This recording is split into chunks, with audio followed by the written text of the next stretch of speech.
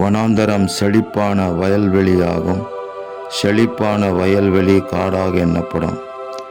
வனாந்தரத்திலே நியாயம் வாசமாயிருக்கும்.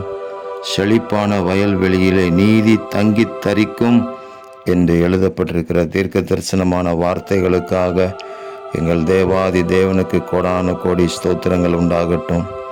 உன்னதத்திலிருந்து எங்கள் மேல் உங்கள் ஆவி அளவில்லாமல் ஊற்றப்பட வேண்டும் என்று ஜெபிக்கிறோம். உங்கள் ஆவி எங்கள் மேலே அளவில்லாமல் ஊற்றப்படும் பொழுது எங்கள் வாழ்க்கை செழிப்பான வயல்வெளியாக மாறும். உம்முடைய நீதி விளங்கும், உம்முடைய நியாயம் விளங்கும்.